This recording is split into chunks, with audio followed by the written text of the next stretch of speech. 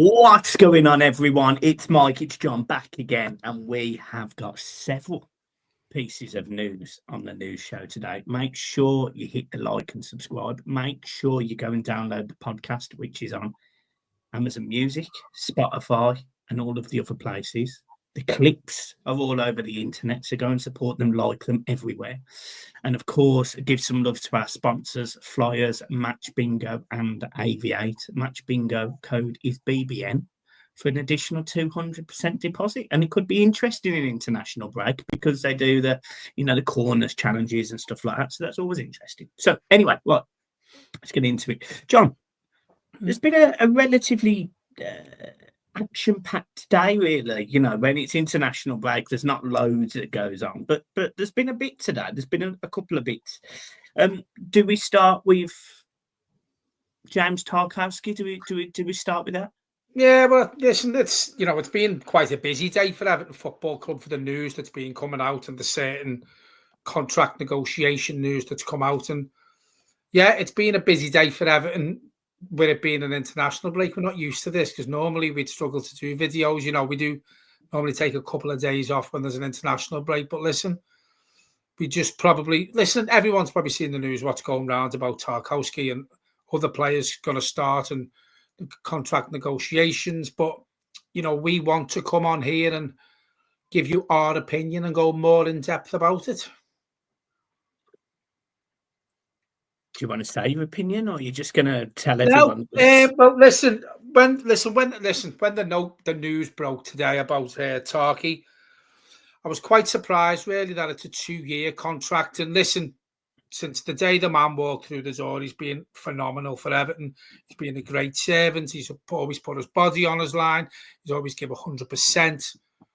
But I was surprised it was a 2-year contract because I think me, you, and a lot of Everton fans have seen Tarkowski probably struggle this early in the season, and we know he got the injury in pre-season and he didn't really look the same player, when he come back from it. And I still think he's recovering from it. Personally, I would have liked to have seen a 12-month contract extension with the option of a further year, because we don't know how much this injury, if he's over it, if it can come back. If he's not over it, is it going to carry on hindering him? Because I think he'll probably be in agreement when you look at the two centre-halves that we've been watching this season, Michael Keane and Tarkowski. For me, Michael Keane's been head and shoulders above him with his performances. Yeah, I mean, I think this is what makes this channel great, by the way. But we definitely have conflicting views on that one. Not a bad thing, by the way. I'm absolutely chuffed he signed a 2-year contract. He's 32 now, and yes, he did have an injury in pre-season and whatever, and he also had an injury last pre-season and was started the season sluggish and well. But I think from a defensive perspective, although he has got a rick in him, he has got a moment in him where he just, his head will go, or David Boyz. He's actually worried me more this season than what Michael Keane has. Oh yeah. So I agree with that. Even at 35 years old, I do think you're going to struggle to find a more experienced, competitive, aggressive Premier League centre half. And although, he has had his odd moments of injuries and whatever, I don't think he's had an ACL. I don't think he's had an MCL. I don't think he's had a leg break. So, in terms of his body, he's probably in relatively good nick. For me, a 2-year contract or a year with an extension's by the by, to be honest. I'm happy that he signed a 2-year deal personally. I think the minutes he's played this season, you mentioned his injuries. He's played 90 minutes every game this season. So whether he's at full capacity or not, he's showing that he'll play through it. He'll, and I just don't think we've got. Me and you over the last 3 or 4 years have always been able to maybe criticise some of the players' mentality. So one thing I can't do with James Tarkowski. Mate, I can't question his mentality, and that's what I said. He's always give his all, and this isn't nothing against the man himself. I just think, he is 32. He has had two injuries over the last two pre-seasons, so just to be safe, don't get me wrong. If he doesn't, if he does get over this injury 100%, and he doesn't get another injury, then all day he deserves another 2-year contract. I just think we possibly may have played it safe with a 1 year and the option of another year. But you're right. You say he's 32 years of age. You look at some of the centre halves that Everton have had in past years, and Richie Goff, for example, how old was he? Dave Watson, how long did he play till? So centre halves, do seem to have the majority of the time a longer career than other parts of the pitch where certain players play. I just think they possibly listen again. I'm going to get shot down for this, and this is nothing against James Tarkowski whatsoever. As I said at the beginning of the video, he's been a fantastic servant for Everton Football Club. I just think with the two injuries he's had the last two pre-seasons, thought we may have played it a bit safer with a 1 and the offer of another 12-month one if he gets through this season. Okay. And the other thing is, like, we forget this as fans sometimes, but we don't necessarily hold the cards in that sense. Like, if you think about it, James Tarkowski could easily have said, "No, I'm not having an option for you in your favour, so you can pick and choose. I want consistency for my family, so therefore it's 2 years or nothing." Do you get what I mean? Like, he could have done that. Maybe that's been the talks. We don't know. Maybe that's what's being mentioned in the boardroom. You never know, do you? But obviously we don't know. And it come out the blue. No one knew, did they? No, and I look at it and I just think, look, I was just looking at his injury record for Everton. So I don't know how many appearances he's made because I'm on a different screen, but he's missed 5 games. He's missed 5 games in 3 and a bit years or whatever it works I mean, out. if you put it like that, then yes. But it's just that the last 2 pre-seasons he's had that injury. Yeah, I get that. I do get that. I do get that. In terms of other news, then when you look at the other players, there's like, I don't know, James Garner's been linked with a new contract. Mikalenko's been linked with a new contract. I did also read somewhere about NJ being offered a new contract as well, which I think we have to do that. I think we've got to do that because I honestly think if we don't, and even if we do, I genuinely think somebody massive could come in for NJ in the summer, and I think he's not an Evertonian, so why would he be bothered about staying in that sense? Well, I mean, listen, there was rumours about a £40 million bid in from Milan, in the summer, and Everton rebuffed it straight away. Now, he could sign a new contract tomorrow, and we could sell him next summer. I just think, listen, we all know contracts aren't worth the paper they're written on. They're not worth the paper they're written on. So Everton could tie him down to another 3-4 year contract. Doesn't mean to say he's not going to leave us next summer. Listen, I don't want him to go, so I'm not being negative there. I think he's a phenomenal player. I think he has been since for what we paid for him. But it just gives you that security of him having a longer contract. Everton can look for more than 40 million from the bid that they supposedly knocked back. But listen, Ndai's done a little interview today. I don't know if you've seen it. And he basically said he's enjoying being at Everton and he wants to win a trophy at this football club, not just for him, but for the Everton fans. Yeah. So he's saying the right things. And is he coming out like that because he's seeing these contracts getting given out? Jordan Pickford's on the verge. James Garner apparently is. Tarky's just signed another one. Is he saying the right things so he gets a bit of a pay rise? If anyone, mate, out of the whole squad, out of the whole club, if anyone deserves another contract and a pay rise, it's Iliman and Ndai. Yeah, I completely agree. To be honest, John, I completely agree. And I would have no. I mean, I think he's got 3 years left on his current deal, and I'd still have no issue with him signing to get a pay rise. 2-year extension or something. Yeah, he thoroughly deserves it. You just mentioned the other two, James Garner and Jordan Pickford. Let's start with Jordan because that one's I mean, they're both easy conversations now, but ultimately, Jordan Pickford is probably the easiest conversation any Evertonian's going to have. Goalkeepers can play. So, but we've seen players. What was it? David Seaman was 38, and Richard Wright, Nigel Martin, all played until mid to late 30s. What sort of length contract do you want Jordan to sign? Mate, Jordan Pickford can ask for what he wants, and in my opinion, he should get it. I think he's very, very underestimated by other fan groups. I think he's very underestimated by certain managers. Jordan Pickford does not get the praise he deserves, and for me, he's probably the best goalkeeper Everton have had since Neville Southall. He's England's number one. He's one of the best goalkeepers in Europe, in my opinion.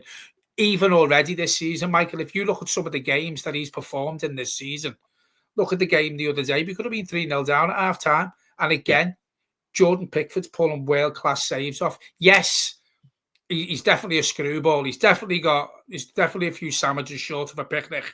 But for me, mate, he's the best English keeper out there by a country mile. And you get these other fan bases saying he's England's number 2, he's England's number 3. No, he's not. He's by far England's number 1, and whatever contract Jordan Pickford wants, he deserves. But I want to also add to that, this football club needs to win something, obviously for us Everton fans, but also for the likes of Jordan Pickford, who loves the club. His family have become Everton fans. He speaks so highly of the club. He never, ever slags us off. You see players going on international duty and pushing the boat for a bigger contract or for a move. Jordan Pickford comes across. He's not like that. He's very, very settled in the Northwest by all accounts.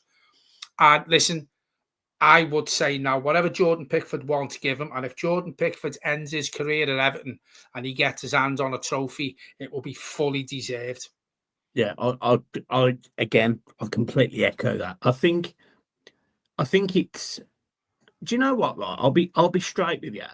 I think it's an absolute disgrace at times how the media and look, I'll go even further than that. Even other fans, of other clubs talk about Pickford because people often forget he's not just been brilliant for Everton. He's been brilliant for England in the last Euros. Before this one, he saved 2 penalties in a European Cup final, one by a guy that I think had never missed a penalty.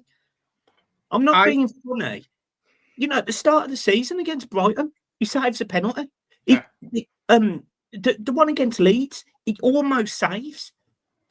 Jordan Pickford legitimately could have 2 penalty saves this season already. Jordan Pickford does not get enough praise and enough credit. And the only people who praise Jordan Pickford deservedly for how much he should be praised is Everton fans and the Everton manager and his Everton teammates. Yeah. And for me, he's so underestimated by other fan groups and certain part of the media. I think it's an absolute disgrace the way they have a pop at Jordan Pickford saying he needs to be dropped. And I can tell you right now, I don't watch much England. I don't.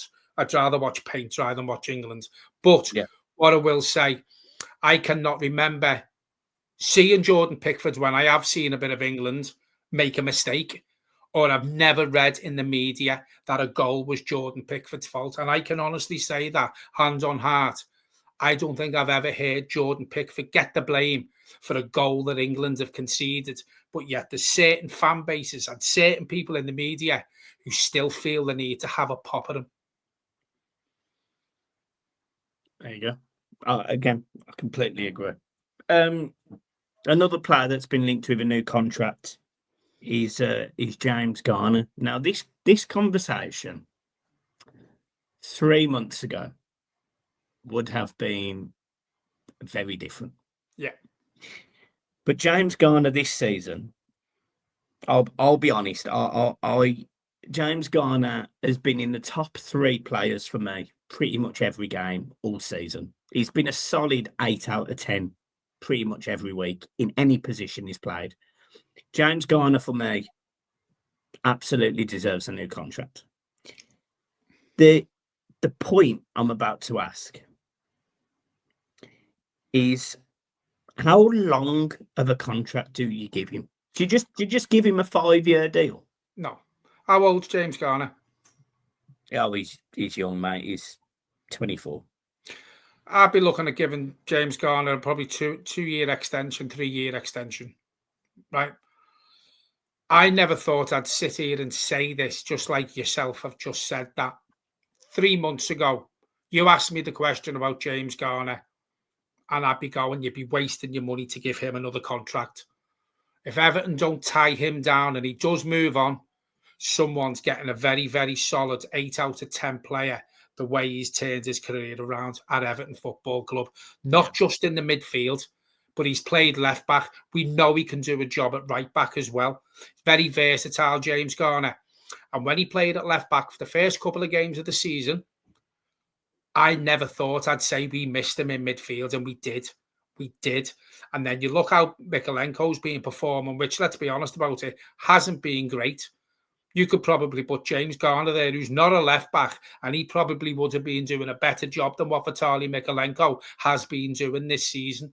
So for me, James Garner, again, you asked me this 3 months ago, and now my answer is, if we give him another contract, he's not the sort of player who pushes you on. He doesn't push you up the table. He doesn't take us to where we think we should be going. He doesn't push you on to win trophies and to get you to cup finals.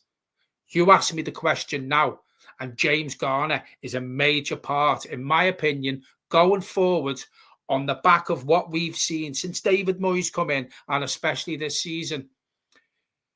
He has to be given a new contract, and he's become one of the first names on the team sheet every week, and he's become a mainstay in this Everton team. I don't know about you, right? And obviously we do when we do our match, preview. We always talk about the team. We always give a team name. Different players in different positions. I actually have found myself trying to put James Garner in the team, even if it means he's not playing in centre midfield. Like the other week, You can't drop him. He's undroppable. The other week, I said I'm playing right back because I would have dropped Jake O'Brien and played him right back just to get him in the team, but make sure we had a bit more attacking influence with and you'll probably say to me, Mike, what would your team be against Manchester City? Well, at the minute, it would be a toss-up whether James Garner or Mikalenko start at left back because I also think at this point, after a really good performance, it would be unfair to not give Charlie Alcaraz at minimum 45 minutes in midfield as well. So I sit there and think, I don't know how, but I've got to get you in my team every week, mate. Alongside Truthful, Grealish, and Jock. Do you get what I mean? And that's it. If our main players are in the team, in the midfield, and one of them players is going to sort of play where James Garner normally plays, then you have to find a space for him in the team because he's undroppable. I'd even go as far as saying, if Kieran Dewsbury-Hall is giving you 10 out of 10 every week, if Jack Grealish is, if Ndiaye is, if Idrissa Gana-Gueye, then I'm not being funny, mate. Just so James Garner keeps his place, which he's earned since the first game of the season, and put him up front. Yeah, he can't do any worse. Talking about strikers, though, because we've also, there was also rumours around Everton today. So, I'm not a massive fan of the I paper, but Mark Douglas, he's been all right at times. He's come up with some things that have come true. And apparently Everton are weighing up their options for a new striker in January because, look, I'm gonna read it the way he's put it, but insiders admit it could take time before summer signing Thiago Barry fulfills his potential. No shit, Sherlock. Now, I'm not writing him off yet. I'm not. So if bringing in a striker means Barry can either go on loan, spend time in the under 21s, or come on as a substitute or whatever, I'm cool with that. It probably means Beto is also not quite ticking the boxes from a David Moyes perspective. But how bold, after we spent 120 odd million quid in the summer, how bold can we go and be in the summer in January, do you think? Well, we need a right back for starters. You know, it goes without saying.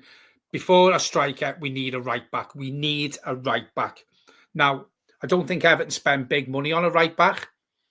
And for me, David Moyes, I get the feeling he's been unimpressed with the progress that Barry's made, or the lack of progress, or he thought he was gonna settle quicker. Yeah. Then we see bits floating around that he'd had a go at Beto, that he wanted more out of him, and we know what we get with Beto. And we spoke on here lately that at the minute our number one striker is Beto, and Beto will be in my team every week. And that doesn't say much, does it? Let's be honest about it. I'm in your camp, by the way. I am not writing Tierno Barry off yet. He's a young lad. I'll echo what we said a couple of videos ago. It's a new country, it's a new league. And when you look at the teams he's played for, it's took him 2 or 3 months to settle in them teams as well. I think it took him up until his 8th or 9th appearance for Villarreal, was it, before he got Correct. a goal? You Yeah, know, correct. So let's be honest about it. That league's probably a bit easier than the Premier League. So if it took him that long to settle in that league, it's going to take him a lot longer to settle in this league. And I don't think we can go through the whole season relying on Barry and Beto. And I think that's why David Moyes, if rumours are to be believed, will look at bringing someone in January. Whether it's, I don't think it'll be someone young who we're going to bed in and who's going to have a high ceiling. I think he's going to go for someone with experience, Premier League experience, who knows where the goal is, and will basically get you more goals than what Barry and Beto are. And again, I'm not writing Barry off. I just think at the minute he needs someone better to nurture him than Beto. And I think if we could bring someone in like I'm not saying we'll get him, but a Chris Wood, for example, if we could bring, why would Chris Wood leave Notts Forest? They're in Europe. Well, depends on how long they stay in that with Ange Ball, I don't know, but someone like that who's got Premier League experience, who can nurture him, who can come in, knows where the goal is, a seasoned pro in the Premier League.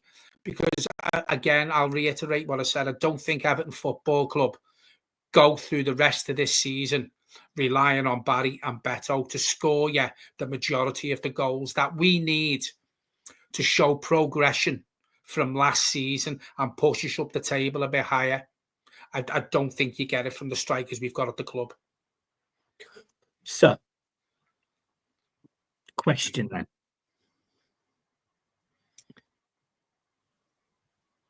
There's been a link with Richarlison. Yeah.